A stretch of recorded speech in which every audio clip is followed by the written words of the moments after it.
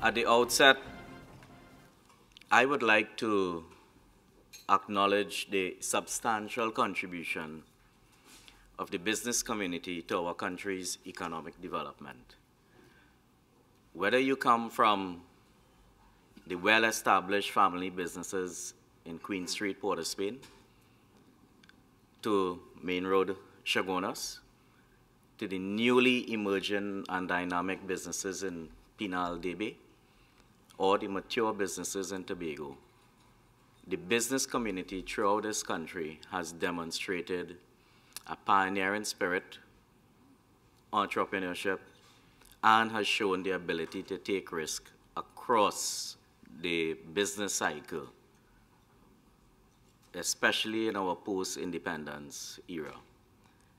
And it is this resilience that the business community has shown that will serve us well in 2015 and as we move into the challenging years ahead. And I say this as an economist who has actually deeply studied this country's structural adjustment period. And I say it as governor of the central bank, but more so as a citizen of Trinidad and Tobago. And I think it's a message that I do not want you to take lightly, and it's not a trivial statement. And it's in this context that I would like to indicate that the remarks I made at my Monetary Policy Forum in early December last year surrounding terrorist financing was in no way meant to disrespect the business community. It was essentially my intention to raise your awareness of who you may unknowingly do business with in the context of a country that was about to undertake a fourth-round mutual evaluation process for its anti-money laundering and terrorism financing framework.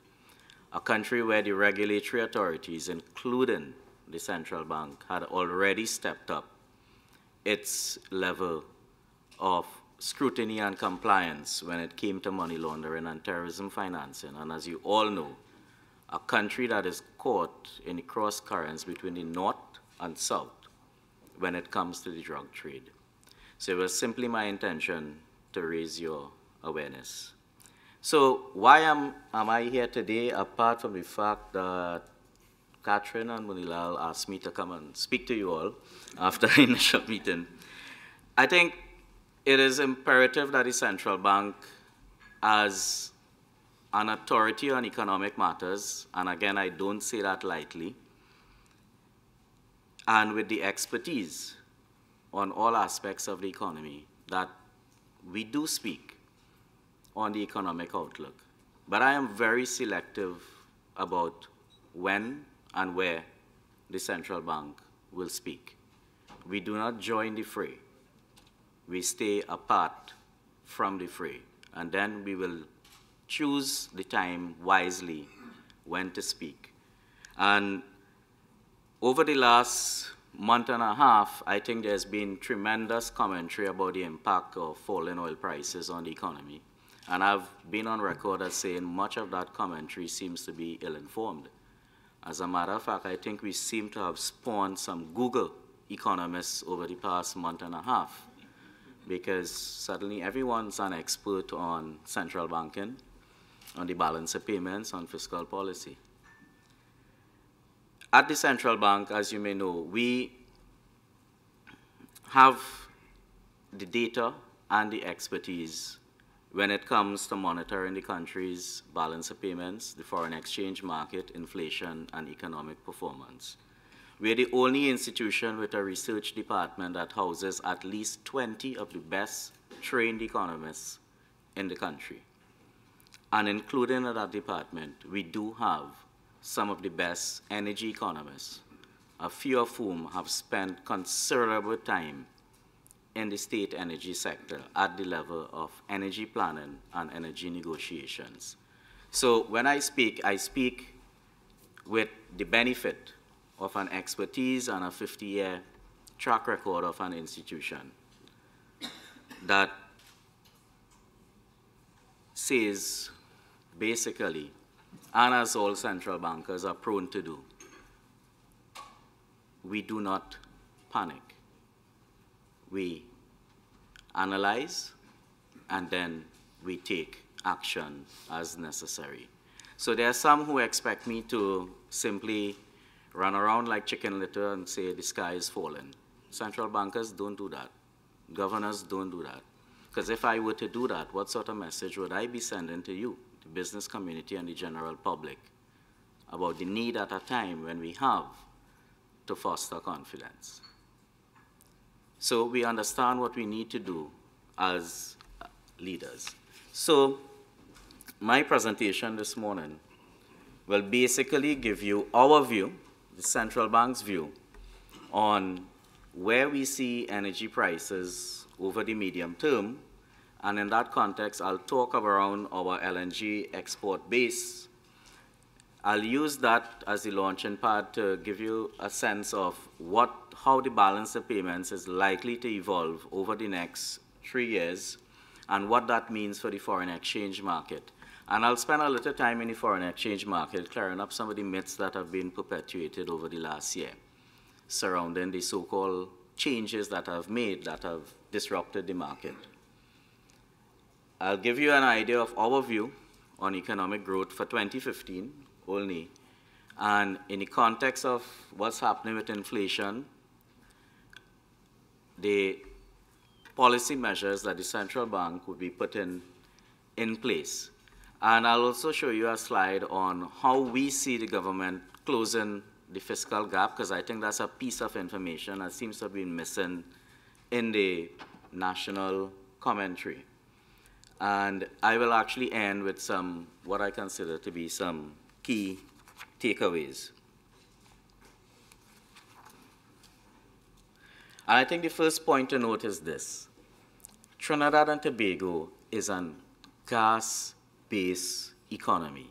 It is not an oil-based economy. And I cannot underscore that point even more. We are a gas-based economy, and we became one almost 20 years ago. Yet, oil prices somehow always seem to factor into the economic psychology of this population. We have not made the adjustment to talk about natural gas and LNG in particular. And what this diagram actually shows you is that we export at least 6 times more gas than oil on a barrel of oil equivalent basis. And a large portion of our energy production and exports are natural gas based. Our estimates show around 2/3 of our natural gas production are exported as LNG, and the remaining 1/3 is exported indirectly as petrochemicals and iron and steel.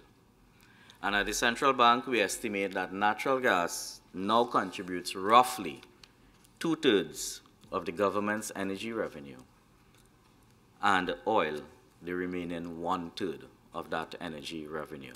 So essentially, we are a gas-based economy. And therefore, the discussion has to focus a lot more on gas and LNG and less on oil. I'm not saying no, that oil is not relevant, but it is not as important to this country's economic health as natural gas. And that is something that we need to put into our national psychology.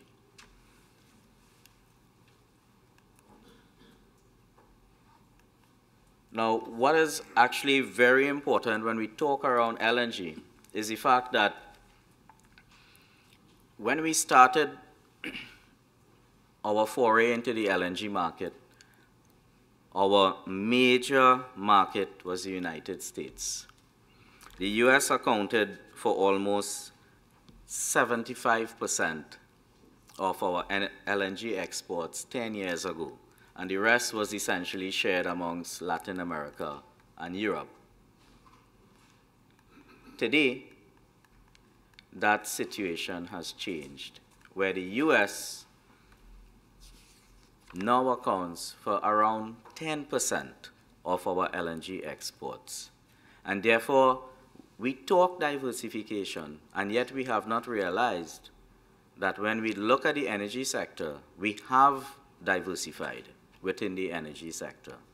And our LNG market, which is our critical export market when it comes to energy exports, we have seen a significant level of diversification, moving away from a heavy dependence on the United States to a dependence that is varied across the board. So we do have an LNG export portfolio. Why is this relevant? Because we no longer command or receive the benefit of only the Henry Hub price for natural gas, which actually is the lowest price in the natural gas market. We receive varying prices for our LNG exports across the board. Some of those prices are indeed indexed to oil, and therefore as oil falls, those prices will fall. But some of those prices are also contract prices, and therefore the contracts are negotiated typically between a 3 to 6 month period. Our estimates show that based on our contracted prices, we're not likely to see a significant fall in natural gas prices that we receive until around May of this year. Therefore, what it indicates is that we have a window of opportunity to put the policy measures in place to help insulate the economy from falling energy prices.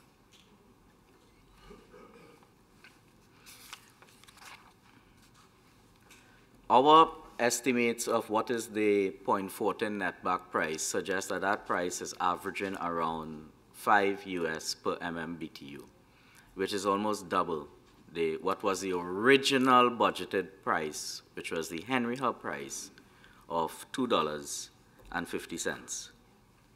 Therefore, our diversified LNG export base has given us a buffer.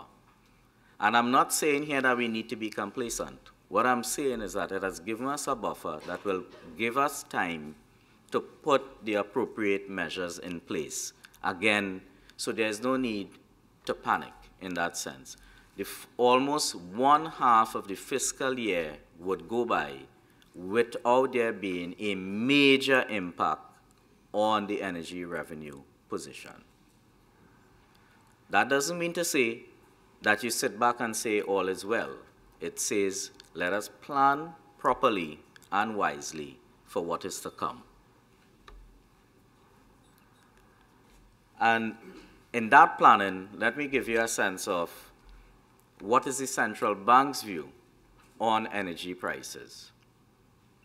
And here we're going to show you how the crude oil prices have moved in terms of the West Texas Intermediate price and how the Henry Hub natural gas price has moved. And I'm actually using the period from since we became a gas-based economy. And I think what would be evident is the tremendous volatility over the last 20 years.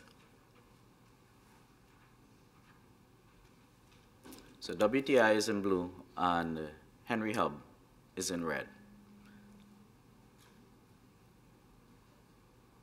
So two things stand out. One, the volatility, and secondly, the high correlation.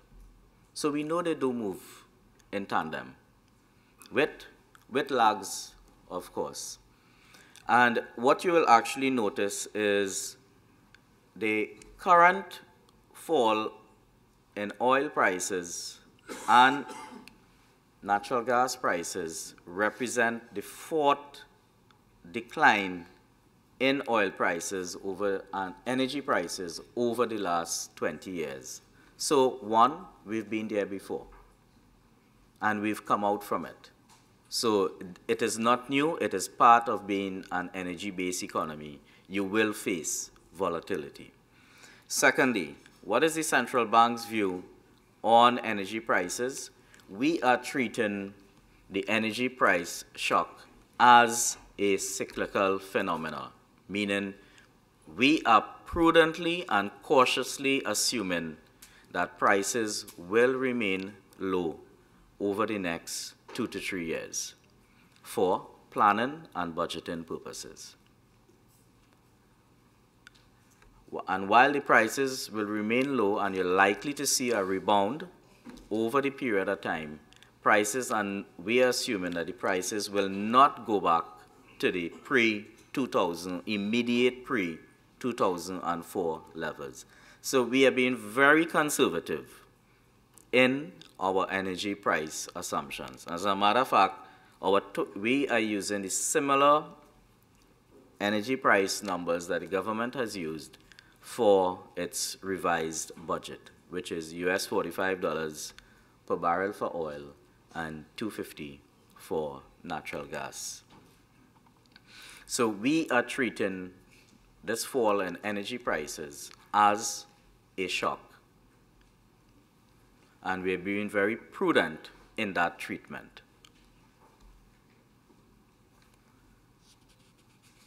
So what does that mean for the country's reserves?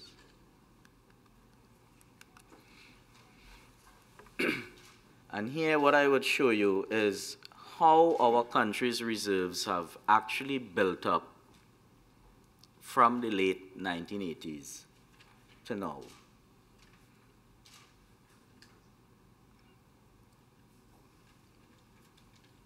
And I'll give you a sense of, based on our balance of payments forecast exercise, where we expect the reserves to go.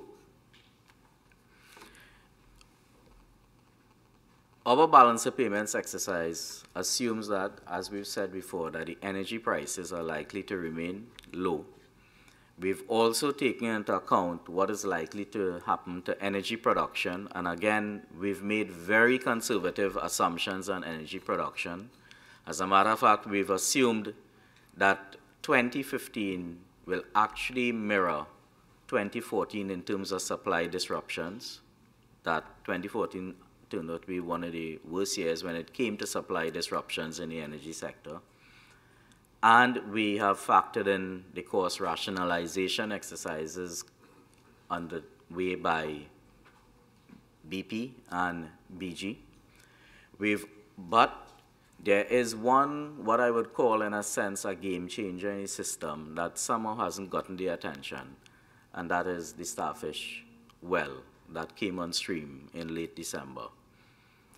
Starfish would add at least an additional 5% to natural gas production when it's fully commissioned by March of this year.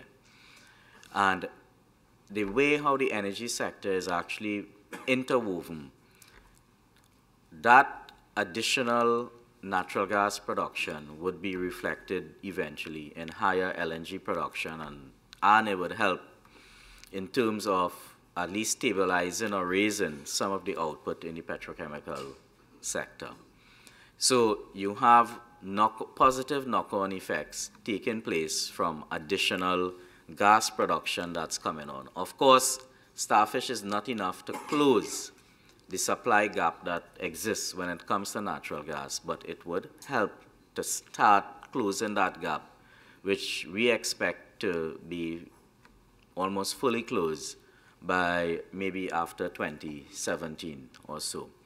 So based on our numbers for energy prices, energy production, and what's happening to the rest of the non-energy sector, we've worked through our balance of payments, and what it indicates is that we're likely to see a continued buildup of our external reserve position.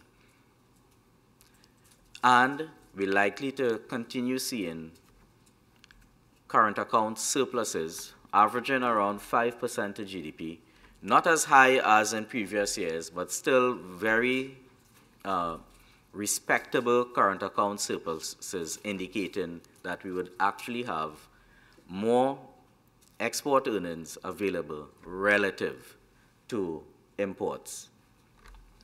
And once our balance of payments position continues to build up, it means that our reserves are likely to continue to build up.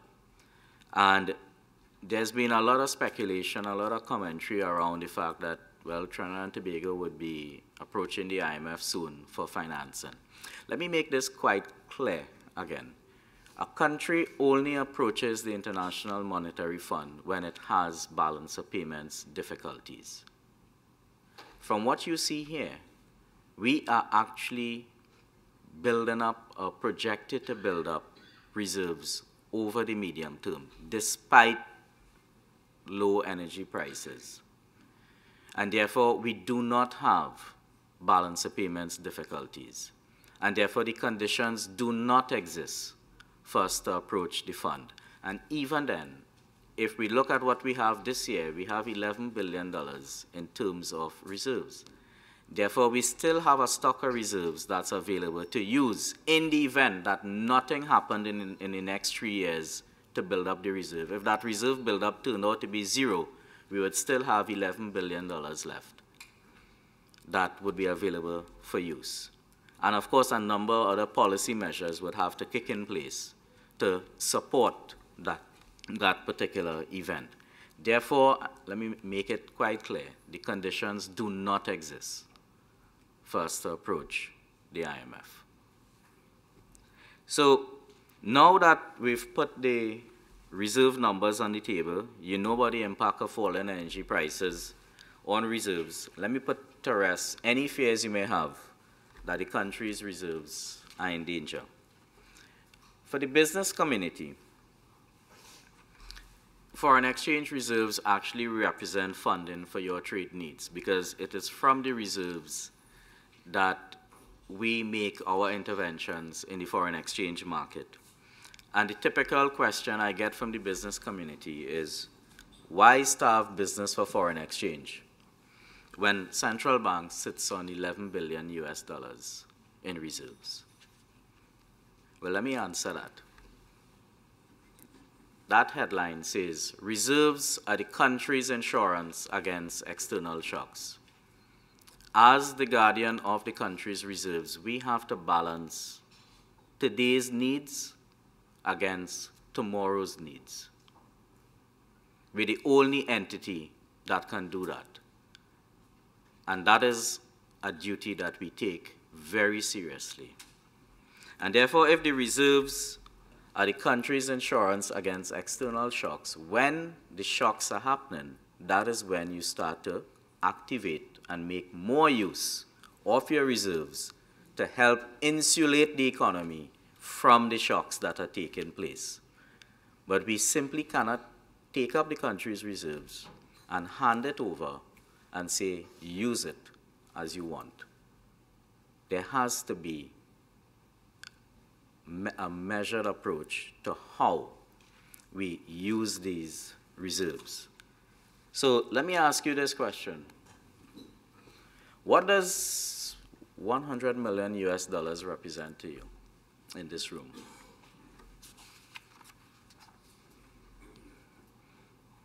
Let me answer it for you now. 100 million was the central bank's average weekly intervention in January of this year. We put 400 million into the market in January. That's an average of 100 million a week. But 25 years ago, 100 million was all the reserves this country had. And let me say that again. 25 years ago, $100 million was all the reserves this country had. And back then, those reserves would have paid for 6 weeks of imports. Today, $100 million can only pay for 4 days of imports. And I want you to remember this. It took us 25 years to go from $100 million to $11 billion. 25 years is half the lifetime of the central bank. We celebrated 50 years in December last year. Therefore, as the guardian of the country's reserves, we have to disburse those reserves prudently. So at least you start to get a better sense of how the central bank thinks and how I think when we come to talking around using the country's reserves to support the foreign exchange market. We have to balance today against tomorrow. Now, our policy has always been to meet what we call the shortfall in the foreign exchange market. And what this table shows you, this chart shows you, is how demand has actually grown since we liberalized the market in 1993, April 1993, to now. And what you see is the blue represents demand, and demand has always outstripped supply, particularly in terms of its growth rate. So blue is demand, red is supply. And that leaves you with a gap. And the central bank's policy has been to always meet the shortfall. And that we've consistently done for more than 20 years. And that is what we will continue to do. And that is why I keep saying the central bank's policy is at the system level. We are here to meet the shortfall between demand and supply. Now, based on our balance of payments, what we've done is to project what those imbalances in the foreign exchange market could look like over the next 2 to 3 years. And what you see is demand is likely to continue growing at a faster pace and outstripping supply. So the imbalances are likely to widen. That shortfall is likely to widen in the foreign exchange market, which is why we've said our foreign exchange management program for 2015 speaks to larger and more frequent interventions in the foreign exchange market. It is based on actual hardcore work that is done by the central bank. It is not done by VAPs. And you would have seen, we indicated we sold $1.7 billion in the market in 2014. January, we've put $400 million in. And tomorrow, our first intervention for February will be $150 million. So we are meeting our commitment, and we are making sure that our policy that we've stated, we continue to implement that policy in a very consistent way. Now, there's always been this argument that somehow central bank meets all the requirements in the foreign exchange market. Let me make it quite clear again, that's a myth. So we do not supply 100% of the market needs. As I've said, our policy is to meet the difference between demand and supply, which is the shortfall in the market. And what I've done is actually show you from 2007 to 2014 what that shortfall looks like in the market. In 2007, the shortfall was about 1.2 billion. By the time the crisis hit in 2009, that shortfall had jumped to about 1.8 billion. And then it started coming down to about 1.4, 1.5. In 2012, the shortfall reached 1.8 billion again. And by 2014, the shortfall had dropped a bit to about 1.4 billion. And what did the central bank do? Well, as we said, we're here to meet the shortfall, and our interventions were to bring relief to the market, almost matching, or in some instances, a little greater than the shortfall. And what did our interventions amount to as a percent of supply? Well, in 2007, we supplied about 1/5 of the market. That dropped to about 13% in 2008, but as the global financial crisis hit, our third energy boom came to an end, and we had the CLICO collapse. That intervention amounted to about 1/3 of total supply. It went back up. And we've more or less stayed somewhere around 25% or so for the past few years. Last year, we supplied just around 25% of the market. So the key point, we do not supply 100% of the market needs. We supplied 25% last year. The remaining 75% came from the commercial banks and the rest of the authorized dealers. So that brings me to dispelling one of the myths that last year I introduced new and additional authorized dealers into the foreign exchange market. Well, let's see who they are.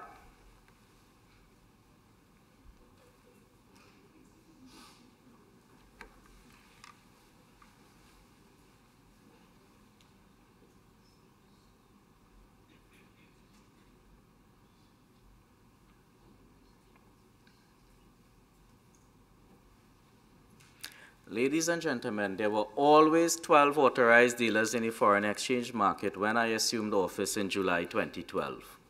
In 2013, there were 12 authorized dealers, and in 2014, there are 12 authorized dealers, and in 2015, there are 12 authorized dealers. I met 12 authorized dealers when I came into office. So I did not introduce no additional authorized dealer for foreign exchange into our system. The last authorized dealer was Bank of Baroda, 3rd of October, 2007. I assumed office in 2012. I would have to be a real magician to make Bank of Baroda authorized dealer when I was not in office.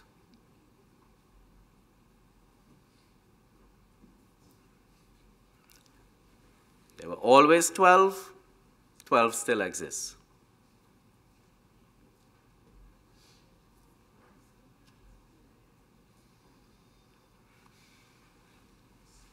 So that's the first myth. Second myth, we made these changes to the central bank allocation system. We tinkered with the system, and that is responsible for all the disruptions that you see. All right? Let's dispel that myth.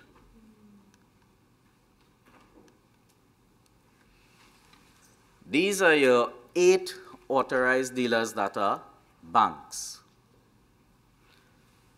These are the shares that the banks had before the changes. The total bank share amounted to 95.25% of my interventions.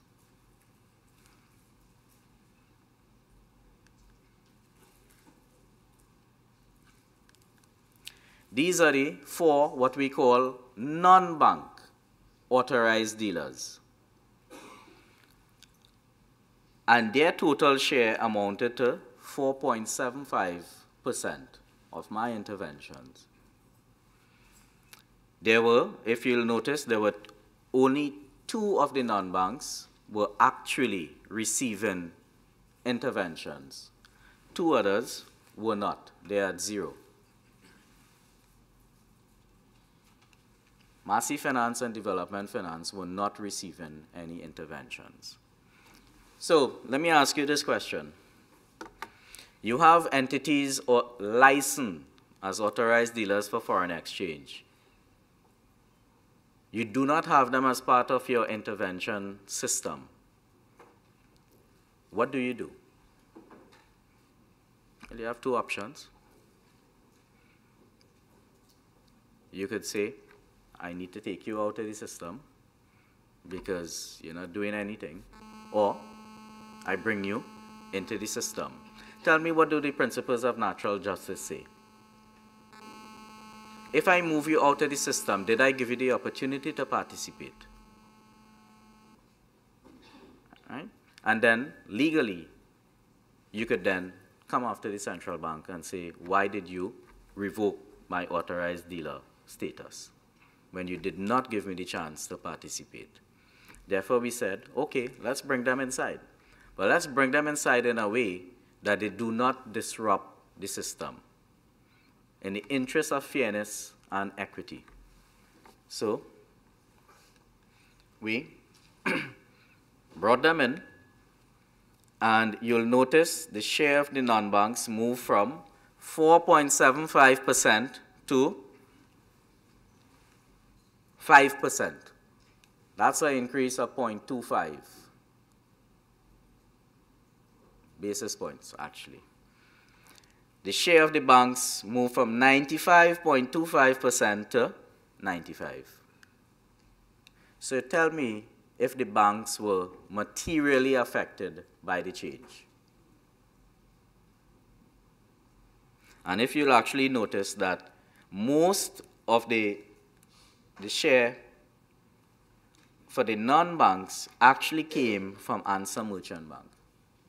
We actually took the share from our existing non-bank and reallocated to the others. So there were no material changes to the central bank's foreign exchange allocation system. Yet, we hear all these stories about all these guys getting equal shares, and some of them are small, and they don't have a client base, and they're getting equal shares. Well, that is not true. They're not getting equal shares. The shares are actually based on the size of your client base. It's based on the level of transactions you undertake in the foreign exchange market. All right, so hopefully we've put to rest all those myths now, once and for all. And we don't hear again a lot of the ill-informed commentary that takes place. All right, we've been, some of you will now say, so why are you now showing this? Well, as a central bank, we don't really like to show our hand immediately. But I think the time became very opportune to shed some light on what has actually happened in the foreign exchange market and to show that there were no major changes. So, having talked about the balance of payments and the foreign exchange market, let me now speak about what is likely to happen to economic growth. And it may actually surprise you that based on our analysis, we expect the economy to actually strengthen in 2015.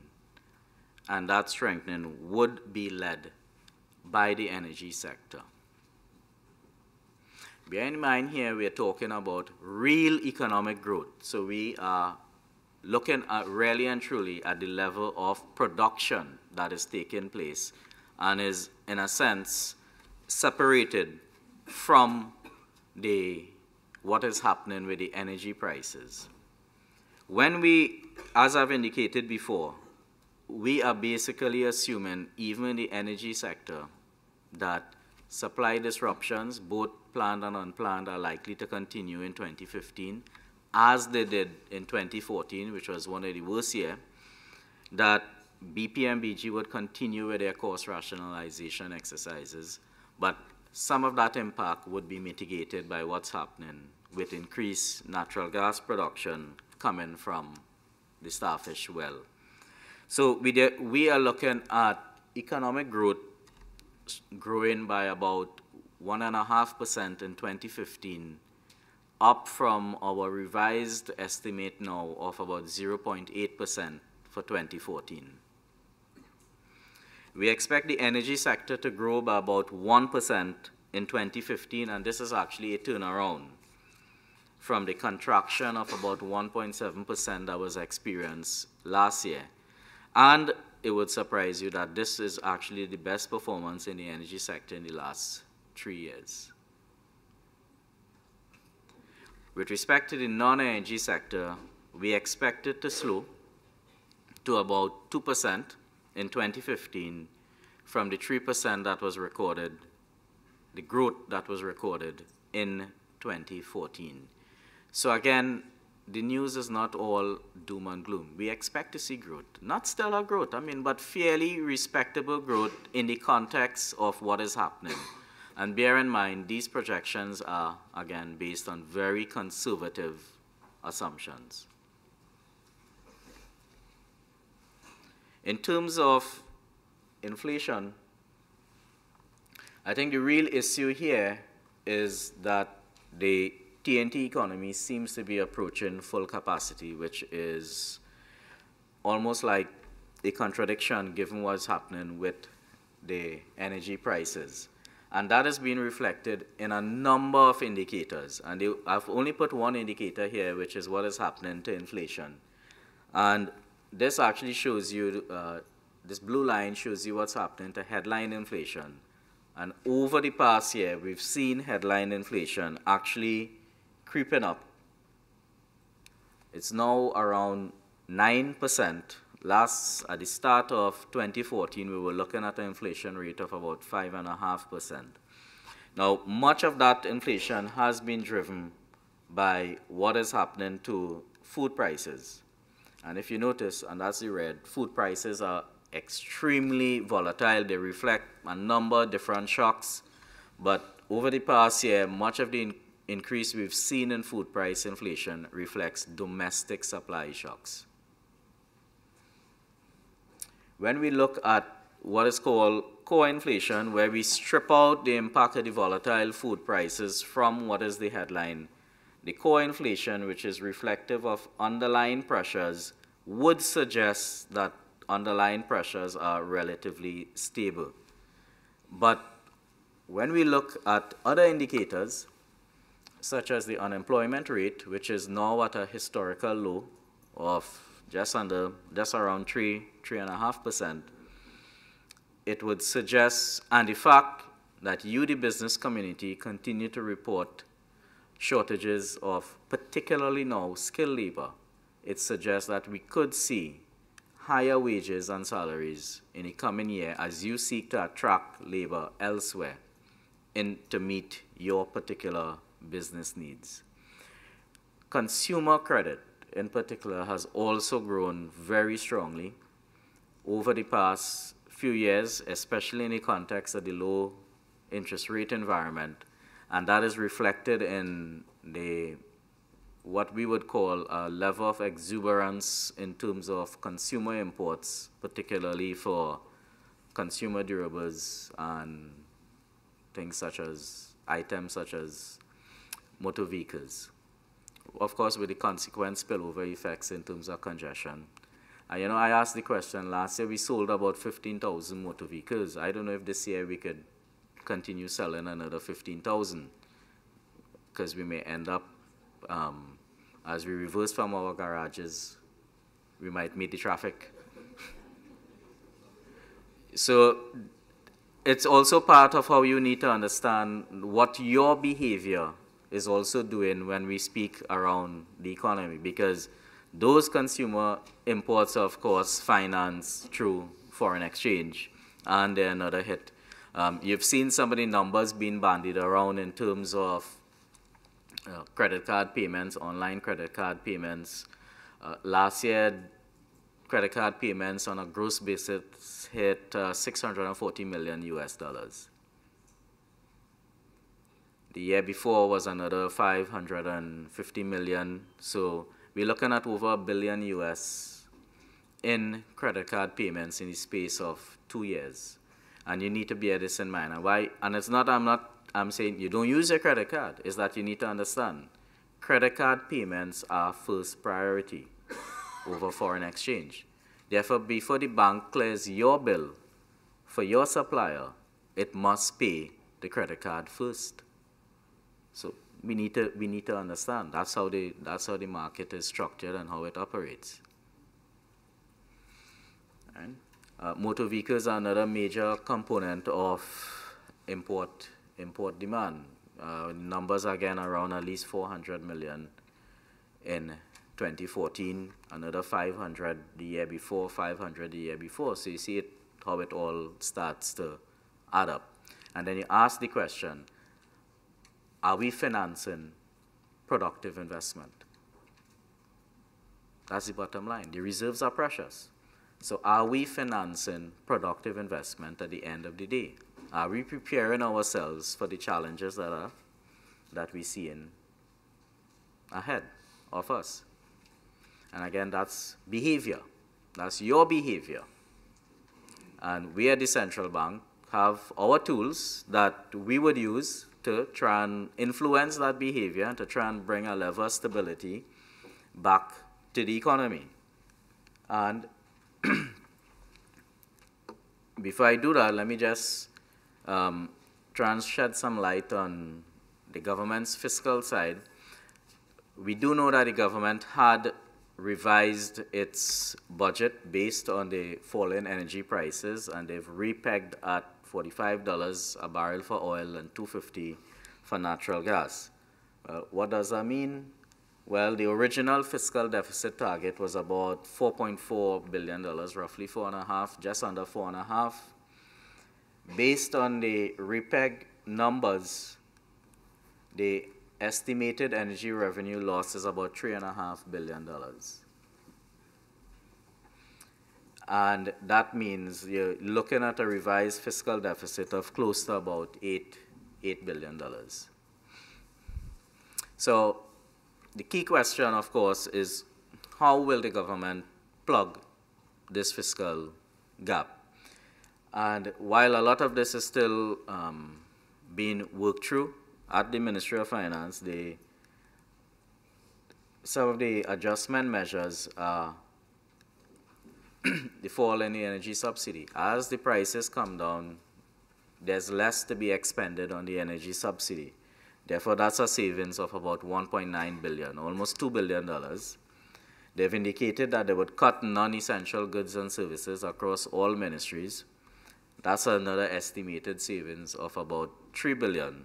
And the public sector investment program, which is the PSIP, the government's former capital expenditure, they're looking at somewhere at historical estimates of a utilization rate of about 60%, which would suggest another $3 billion in savings. Now, this is how the plan is to plug the fiscal gap. But of course, you know that that could be fraught with risk. And what we've done at the central bank is to basically assume that what the government would be able to do is to plug the energy revenue loss and go back to the revised fiscal deficit target, maintain that target. So what they're simply doing is closing the $3.5 billion energy revenue loss. And therefore it means that the government will continue to run an expansionary fiscal policy in 2015, despite the election period, despite falling energy prices. On that basis, our monetary policy has basically been one for the past, since September, where we've started to withdraw the accommodative policy that was in place for the past few years. And since September, we've raised our repo rate by 25 basis points each on 3 consecutive occasions, the last being on January 30th this year. So the repo rate now stands at 3.5% from a historical low of 2.7%. And what this is doing is that we are basically signaling that we would like to see an increase in interest rates across the board for a number of reasons. One is that with the period of low interest rates, returns on TT dollar assets are now obviously much lower compared to US dollar assets. And we need to close that gap and come back to a very comfortable, what I call interest rate differential. And in trying to close that gap, it means that you will continue to see outflows, portfolio outflows, taking place as investors and the general public look for higher returns outside of Trinidad. So we need to make our TT dollar denominated assets a lot more attractive. A second is that our pension funds and the banks have faced a significant compression in income and funding levels when it comes to the low interest rate environment.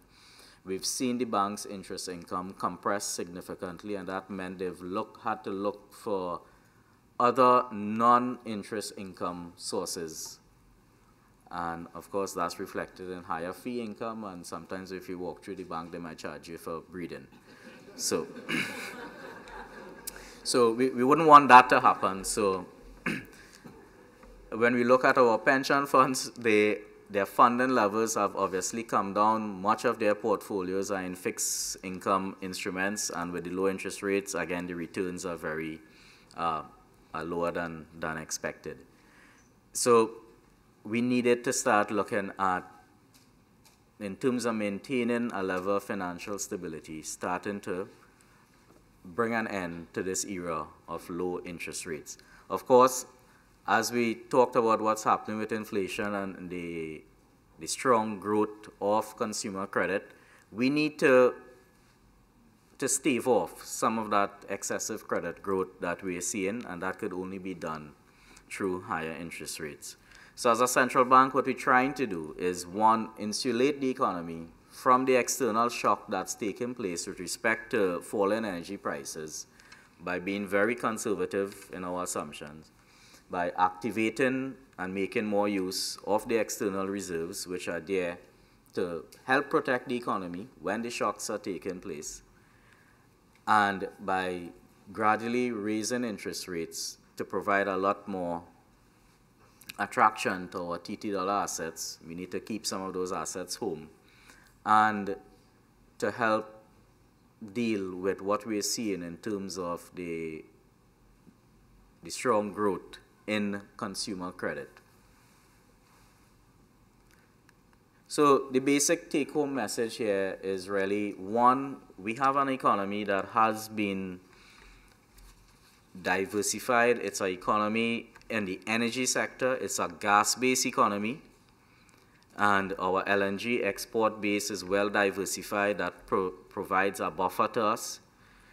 Our balance of payments, we expect to see a continued buildup of reserves, which means that we do have reserves available to use to meet the widening imbalances in the foreign exchange market. But at the same time, the central bank has to take action to protect the economy and insulate the economy as much as possible from the external shocks that are taking place. And that is what we've started to do.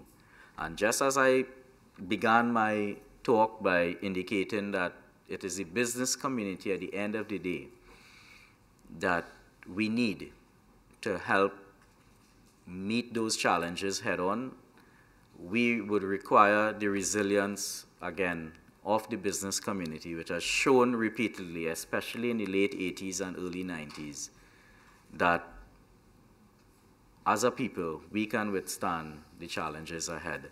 And it's now up to the business community to once again rise to the occasion. Thank you very much.